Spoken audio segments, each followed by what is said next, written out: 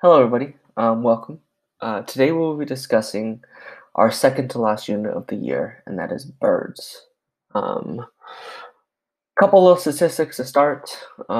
There are close to 10,000 different species of birds worldwide. They live in all biomes around the world. Some can live in extreme conditions like dark caves.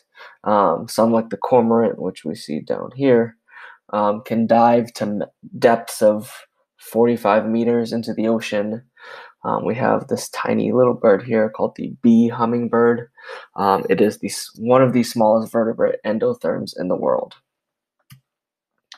The hallmark characteristic of birds is the feather, and specifically the feather used in flight, because we know that some dinosaurs had feathers present, but those feathers were not capable of supporting flight. Rather, they were used for thermal regulation and mating behaviors.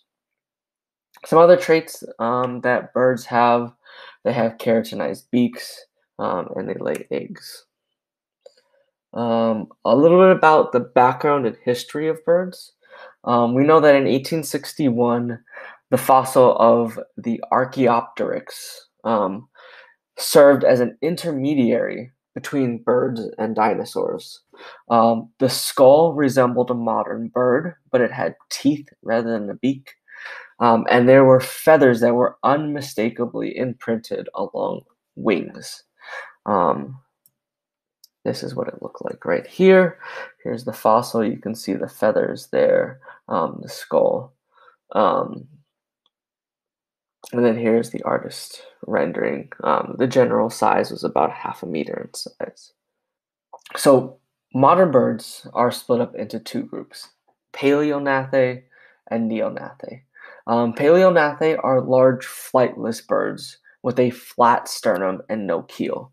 If we look down here at this skeleton, we can see exactly what a keel is.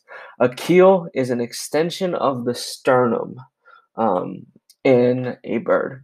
So here is a sternum of a bird that has no keel. And here is one that has a keel, and we can see it in the bones here. What the keel is an extension for flight muscles to attach to. So large flightless birds do not have a keel, while neognathae birds, generally smaller, and it includes all of the flying birds. But there are also some non-flyers in that group, like the cormorant, puffin, and penguin. So one example of an exception to the rule is the cormorant. The cormorant is a flightless bird that lives in the Galapagos. They are excellent swimmers. They have developed traits where they don't need to fly to escape predators anymore. They don't need to fly to capture food. Instead, they dive into oceans, fish in the ocean, and then make their way back out. So their wings are mainly used for swimming. Penguins, we all know a little bit about penguins. They are relatively small, flightless birds. Their feathers are used for warmth instead of flight. And they glide on the ground and don't really fly. But they do have a keel. So that means they are neognathae birds. Here are the main examples of all of the paleognathae birds. These again are the large flightless birds. The most famous example is the ostrich, but some other examples, the emu, the cassowary is one of my favorite. It truly looks like a dinosaur.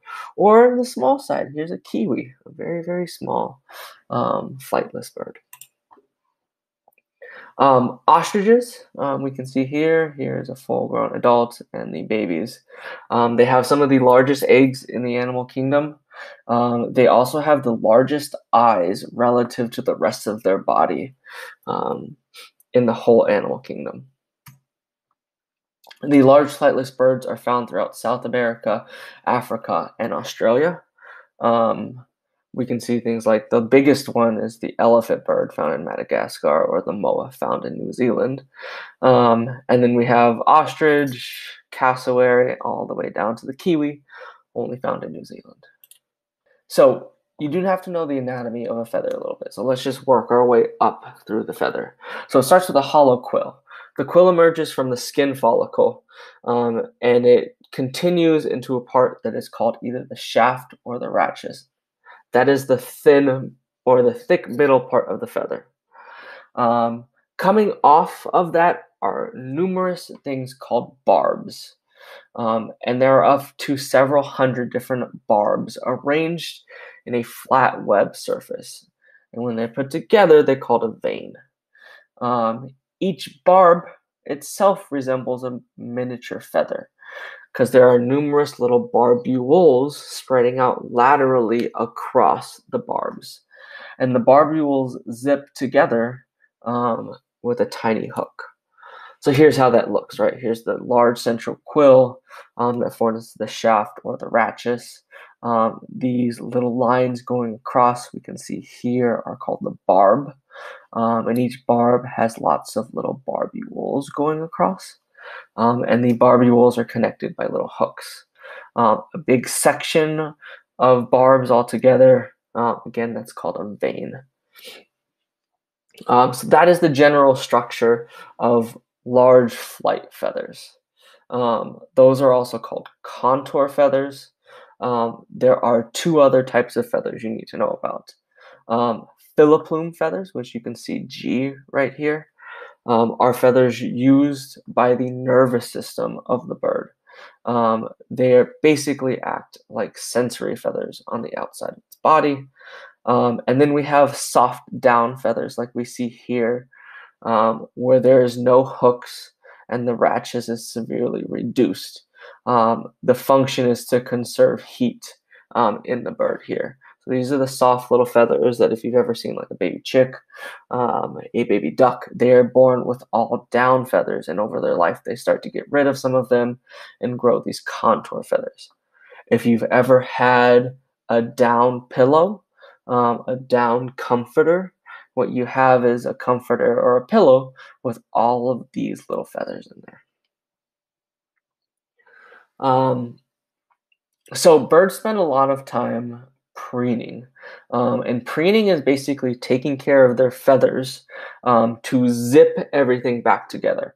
Because every once in a while, all those barbules get disconnected from each other, and the feather will start to spread out a little bit. If you've ever played with a feather, you've seen this phenomena. And preening is secreting of an oil over the feather that helps to zip it back together. And there's actually a preening gland in all birds that fly that secretes this waterproof oil that helps to zip together the feather. Another process you need to know about is called molting.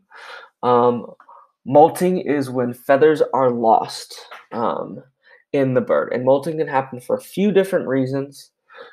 Anytime molting happens, it generally happens evenly throughout the bird's body. So it happens in pairs. If they lose a feather on one side, they're going to lose a feather on the other side, so it maintains balance. In certain species, molting is continuous, so that flight is unimpaired throughout its lifetime, while other species, molting occurs only at specific times of the year. Here's an example. An owl molts basically continuously throughout the year. We can see new feathers growing here, old feathers here. They'll eventually grow out. Same thing with the falcon growing here. Compare that to a scarlet tanager, which will molt during different seasons to display different colorations. If you've ever had a pet bird or thought about working in a bird hospital, you've probably seen or heard this term called clipping wings. What happens when humans clip the wings of birds is they're actually removing the contour flight feathers. Sometimes they'll remove the pinion joint in the wrist, which is comparable to like removing a human's hand, but that's pretty rare. Most of the time what they're doing is they're removing the large contour feathers that are used for flight and only leaving a few of them, like we see here, right? So here's the original one. Here's what happens when it starts to get trimmed. And then here's a complete trim. Generally, this will be done to help prevent the birds from trying to fly to either escape, or sometimes birds will try to fly even if they're injured. So if you clip their wings, you help to prevent them from injuring themselves. The skeletons of birds are really, really cool. And next time you eat chicken or turkey, and just pop open a bone and look inside of it. Um, because modern birds have light, delicate bones laced with air cavities inside them that actually make them really strong. The term is pneumatized bone, um, and they are generally hollow. Some smaller birds don't necessarily have these hollow bones because they're small, but what this does is it keeps the total weight of a bird down, and sometimes the total weight of the feather outweighs the actual skeleton. And so this is part of the reason why birds are such efficient flyers, is because their actual skeletal system is light but still remains strong. Here are these hollow bones, air cavities inside, and these things going across are called struts, which provide support. The muscular system, let's talk about flight muscles. Two major groups of flight muscles you need to know. The pectoralis depresses the wings in flight, and it's attached to the keel. Right? If you think about your body, the middle of your body is the sternum here, the middle of your chest, and on the outside are your pectoralis muscles. Right? Think of yourself as a bird here. So the pectoralis muscles suppress the wings. They bring them into the body. And the supracoracoideus muscles raise the wing. It is also attached to the keel. The anatomy of that one is a little bit harder to explain without a picture here. But basically, it pulls the wing from below like a rope and pulley system. So you have the pectoralis muscles that bring them down, the supracoracoideus muscles that bring them up, and it's a continuous up and down, one beats after the other for flight. And you can see them here, pectoralis muscle, supracoracoideus muscle, working in tandem. One pulls down, one pulls up, all attached to the keel here on the sternum. And then here's the humerus, which is, again, the start of the wing. Birds also have a unique leg muscle mechanism that allows them to perch, right? Perching is basically hanging on to a branch without falling, even when they're asleep. And so they have this toe locking mechanism where the muscles will tighten, and then the tendons will automatically tighten around, keeping the toes closed while they perch, even if they're asleep. Next up, let's talk about food, feeding, and digestion. And so one of the really cool things when studying birds is you can look at the beak of a bird and generally figure out its habitat, where it lives, and what it eats. And there are many different types of beaks out in the world. Here's some examples, right? This short but thick and sharp beak is generally seen in a seed cracker bird. It's stronger, it has to crack the seeds and get to the sweet nut inside. You have maybe longer beaks that are used to burrow into wood or burrow into the land to try to get little insects. You can have ones that are like this, the fish spear one, which is very long and sharp. You can have a beak like an eagle, which is curved at the end and used to tear flesh. And so whatever the beak shape and size is can help determine what it eats and the habitat they're found in. Birds are generally really big feeders because they have such a high metabolic rate, which means their body requires more oxygen and requires more food because they're burning energy constantly. Reason why should be obvious to you, but if it's not, it's because of flight, right? Flight uses a bunch of energy in the body. So because of that, they have a rapid and efficient digestive system. Birds don't have teeth. Instead, their food that requires grinding is cut apart in the gizzard. And sometimes birds will even swallow like little stones, rocks, hard things to help them break apart their food. Many also have a crop that serves to store food at the end of the esophagus. Why store food? Well, what happens when you can't find food for long periods of time, or you are in the middle of a long flight and need energy? If you're storing food in the crop, you could eventually um, use it to make energy in the rest of your body. Right. So here's the beak, leads to the esophagus. The first chamber here is the crop. Second chamber here is the gizzard. Um, and then this whole thing here is the stomach. The circulatory system of birds, they have four-chambered hearts with large and a strong ventricle wall, which means there's full separation and complete separation between the oxygenated and deoxygenated blood, and they share that trait with mammals. And so if you think about the animals we've studied basically all second semester here, we've gone from a two-chambered heart in a fish to a three-chambered heart in amphibians and most reptiles, to now a four-chambered heart in birds and eventually mammals. And we can see again the full separation of the right and left atrium and the right and left ventricle. What differs dramatically here in birds is the respiratory system, because instead of basic lungs, they have what are called air sacs. And air sacs extend into the thorax, abdomen, and the long bones. And basically what these air sacs are is they are an extra chamber in the body that allows them to store more oxygen. And so here is the lungs, and here are the air sacs. And so what happens is one single breath in will go into the air sac. The second breath, inhale goes to the air sac. Exhale starts to make its way from the air sac to the lungs. Inhale again forces air into the lungs. Exhale again starts to leave the body. Right, so there's this secondary chamber here. It allows them to absorb oxygen extremely efficiently, and it helps keep their body weight light. The excretory system in birds, a pair of large kidneys, similar in humans. Urine flows through the ureters into the cloaca and out the body.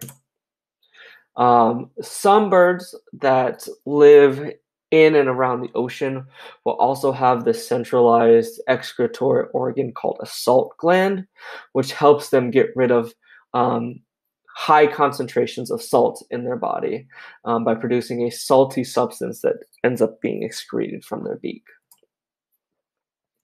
The nervous system and sensory system of birds is phenomenal.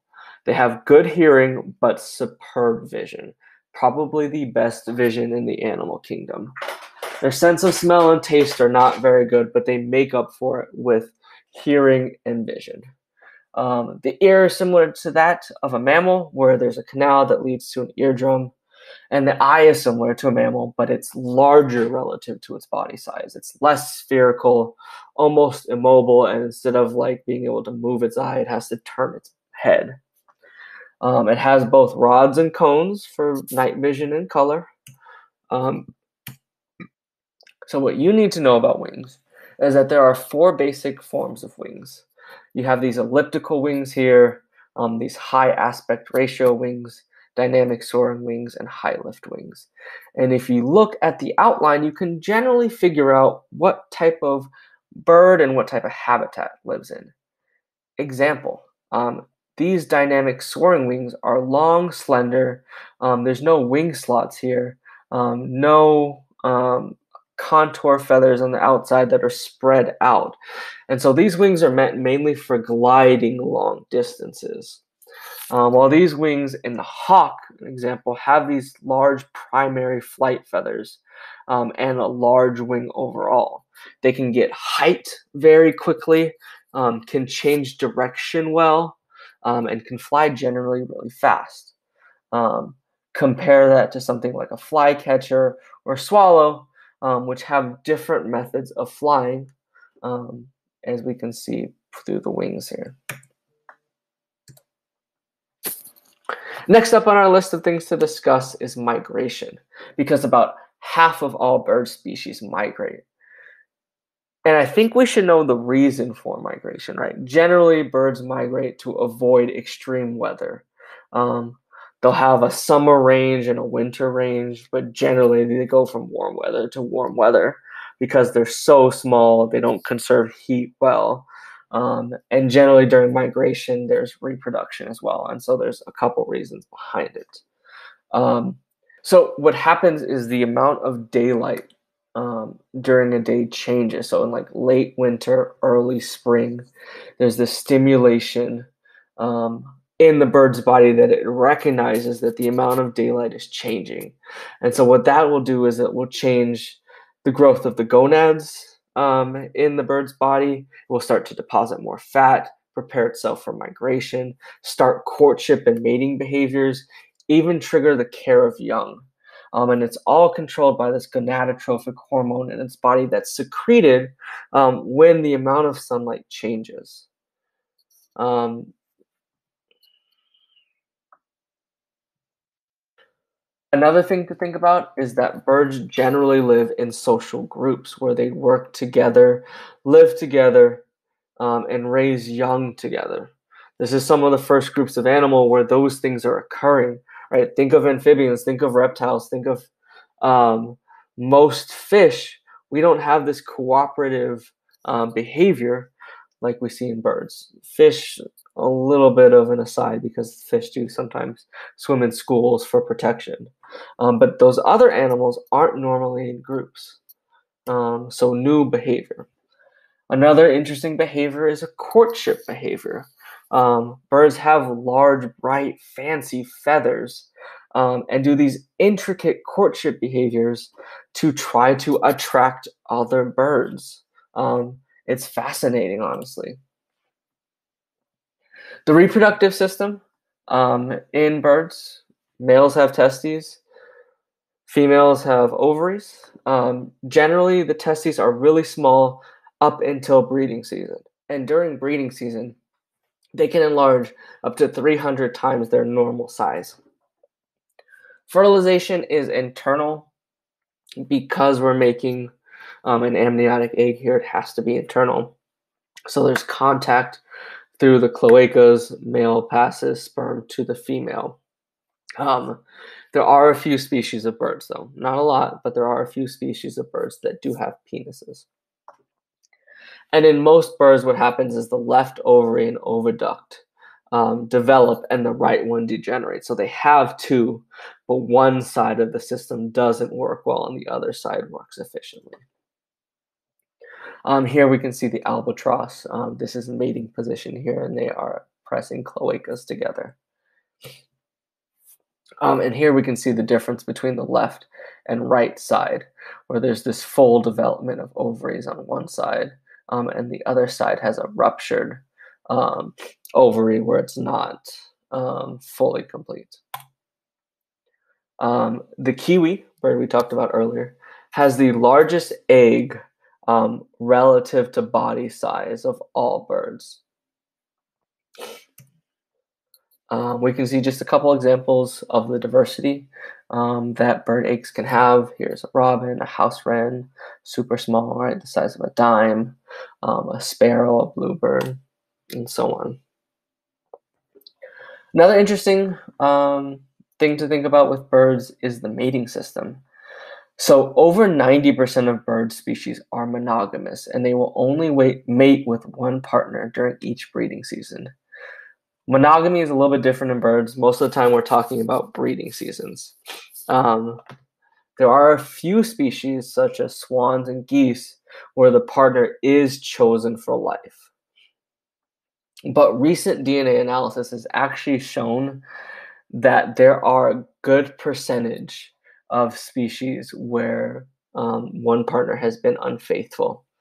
And so 30% of the young in nests have fathers other than the attendant male, right? Where the male and female nest together, the male thinks that that is its baby bird, but actually it's not. And the mother has been unfaithful in those situations. She still wants a partner to help take care of the young, but she might risk being unfaithful if there's another bird with better genes around.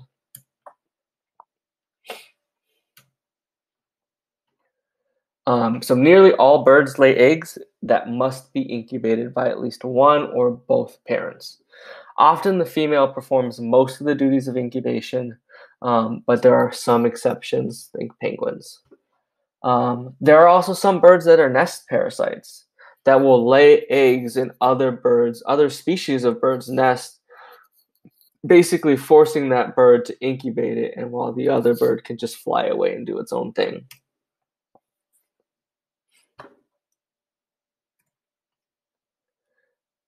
Some vocab words that you'll need to know here. Precocial and altricial. So precocial birds are able to feed and run and swim and do all activities basically as soon as they're hatched. Think ducklings. Ducklings within a day are able to walk on their own. They can swim if they need to. They'll eat on their own. But altricial birds are naked and helpless at birth and need to be fed in a nest by their parents for at least a week or more. Generally, in those birds, nesting success is very low, where there's generally a 20% success rating. It means if 5 birds are born, 1 is going to survive till full adulthood. The causes of nest failure include predators, parasites, sibling rivalry is a big thing in birds. They will fight, and some birds will throw other birds out of the nest. And there are a magnitude of other factors as well. Here we can see the difference, precocial, altricial birds. This is a grouse, this is a meadowlark. And then here's the example of the altricial bird. And here are some precocial little ducklings. Swans, geese, and owls with a stuffed animal mother. Last little bit here. So in 1695, the dodo bird went extinct. It was a flightless bird, but it had a keel. And since then, more than 80 different species of birds have become extinct, generally due to human influence. The causes of bird extinctions include habitat destruction, right? Tearing down forests around the world is a big one.